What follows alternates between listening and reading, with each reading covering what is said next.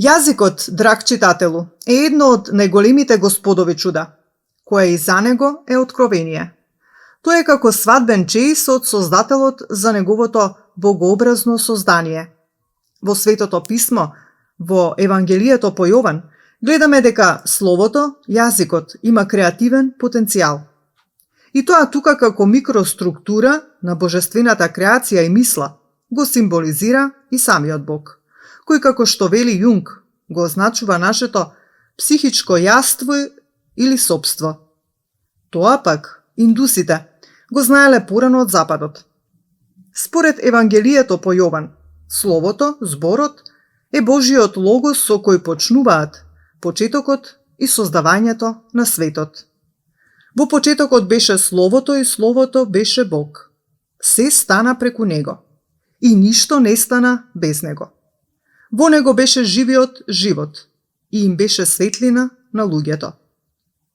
Јасно е што значи тоа, дека и Бог е слово, јазик, и дека со него го остварува создавањето. Кај индусите, пак, тоа се остварува со празвукот ом, ослободен од пратумот во кое залегната Божјата свест.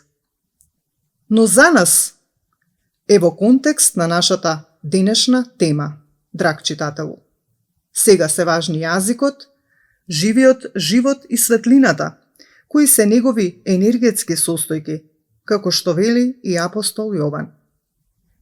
Според неговата визија, светот е едноставно изговорен, па ако ние ја намагнетизираме и навигираме нашата имагинација на неговата визија, ќе го видиме целокупниот космос, кој се уште се доградува и, според модерната астрофизика, како една огромна реченица без интерпункција, што се уште ја раскажува својата неопфатна креативна приказна.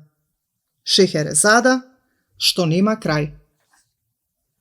Така, иако ти веќе ме опоменуваш како картезијанец, драг читателу, дека газам во живиот песок на темата и дека пропаѓам во мит и мистицизам. Така е, но во потрага по генезата на сите нешта неопходно воленс-ноленс се тргнува од митот па натаму. Тоа го прават и антрополозите од ранг како што се Клод Леви-Строс, Малиновски, Елијаде, Фрейзер, Касирер и други, кога, елаборирајќи ги феномените на генезата и поаѓајќи од митот истовремено, ја откриваат и црната дупка. Сингуларитетот на западната рационалистичка психа, која го всмукала во себе се што е свето и ја испразнила човековата душа од него. Затоа ние ќе ја продолжиме линијата на нашата мисла, премостувајќи ја таа дупка и следејќи ја мистеријата на феноменот јазик, кој толку многу е банализиран од празната консумеристичка екзистенција, како и од баналната политика денес. Јазикот, ако добро размислиме, е едноставно клуч за отворање на тајната на се. Како? Со фактот дека во символошка смисла тој е говор на се. Имено затоа подсвесно и без да забележиме, ние велиме јазикот на животните или јазикот на билките и растенијата. А за феноменот дека тие имаат таен говор пак, за тоа нешто ни кажуваат митовите и бајките. Кирлијан и Бакстер се обидоа дури и научно, со експеримент да навлезат во јазикот на билките и растенијата, откривајќи ги нивните инстинкти и реакции на страв од опасноста што им се приближува, како врелата вода на цвеќето или секирата на дрвото и така натаму. Значи, темата на јазикот како говор на се е бескрајно широка не само за поетите и антрополозите, туку воопшто како што гледаме и за модерната наука. И Светото писмо, како што видовме, се поместува како генеза во средиштето на јазикот. Се има свој специфичен јазик и говор како еманација на Бог и Божественото.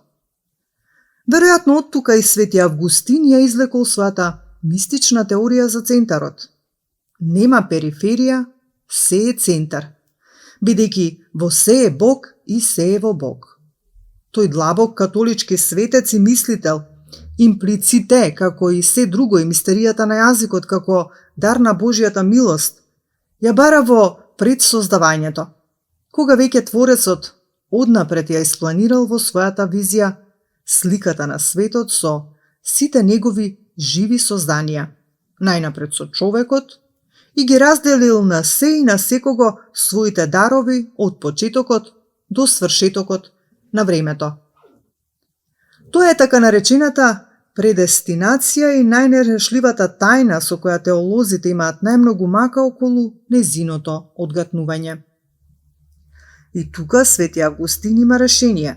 Мисли дека едноставно, како преекзистенцијални сме ги добиле секој од нас, и се не по заслуга на делата, на кои не подсетува и Исус, туку по заслуга на милоста Божја. Зошто и како, пак едни се штедро, а други помалку или непомилувани, никој не знае да каже. Трагичната приказна за Каин и Авел само ја дозагатнува таа неразрешлива и неподложна на тврдата теолошка догматика енигма. Но во рамките на темата на нашата денешна колумна, драг читателу, едно е јасно, а тоа е дека Бог со јазикот едноставно како негово најубаво откровение еднакво го дарувал со својата милост секој човек од почетокот до свршетокот на светот.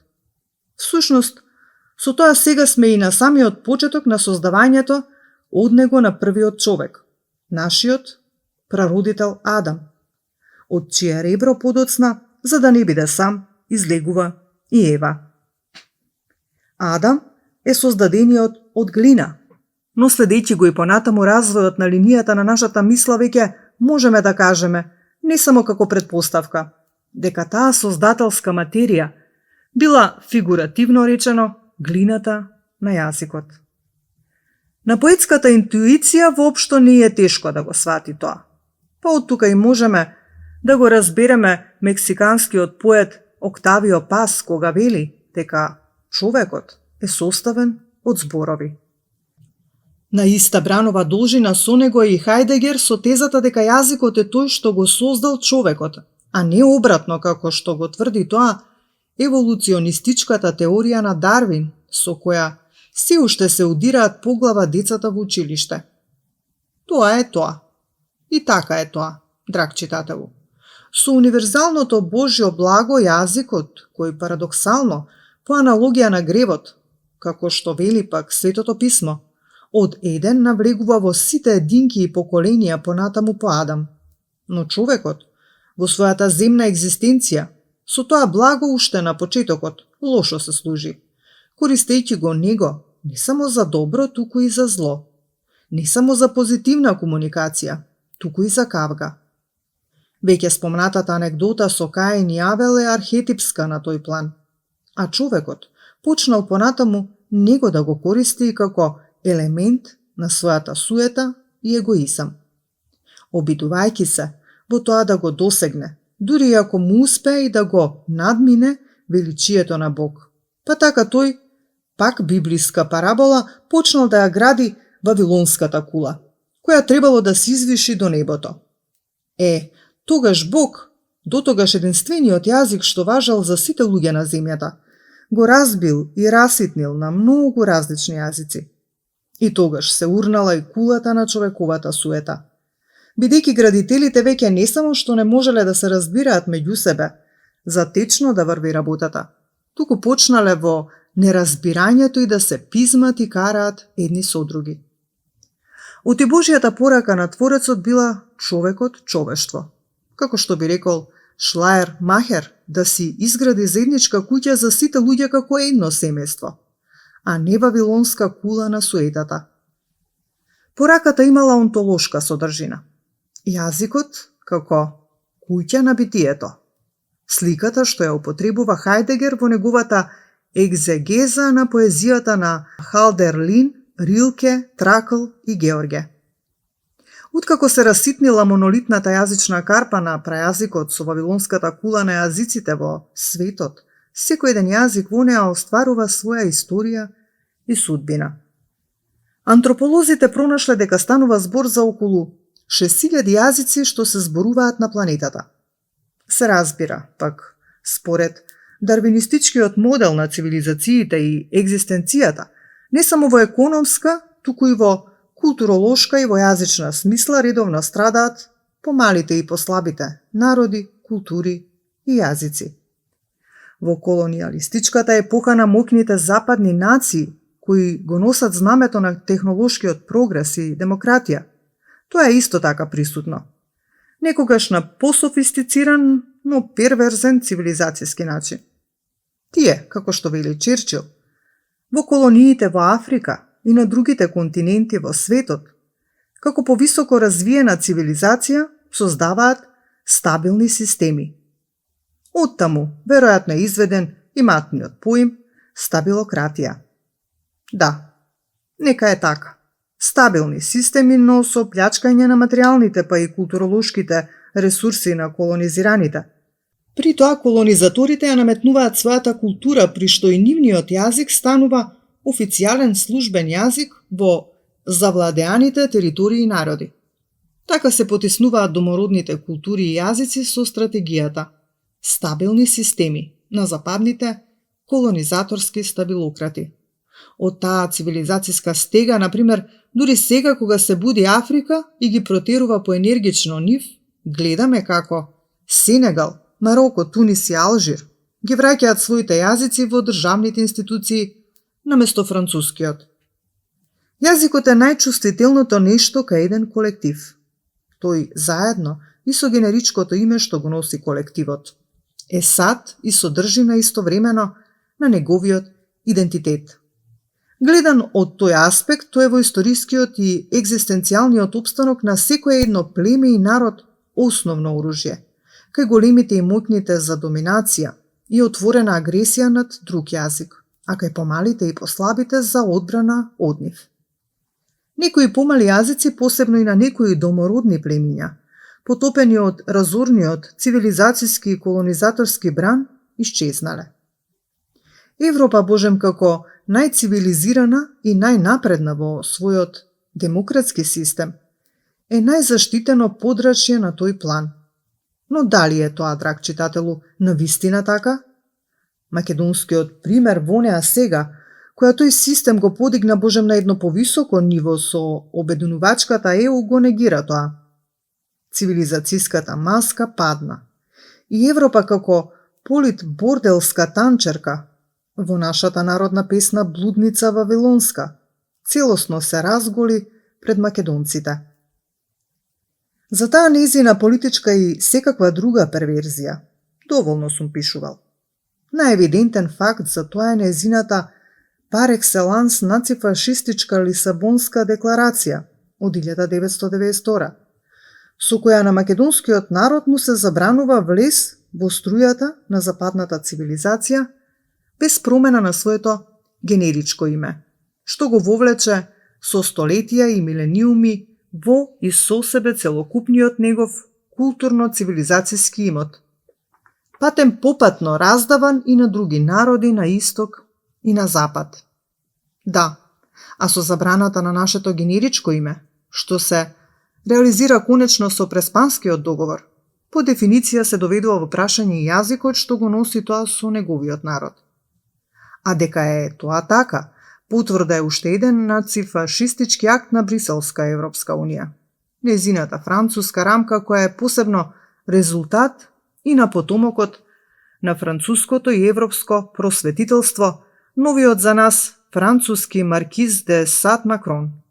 Со таа рамка и се даваат отворени карти на Бугарија за целосна историска и идентитетска онтолошка асимилација на македонците.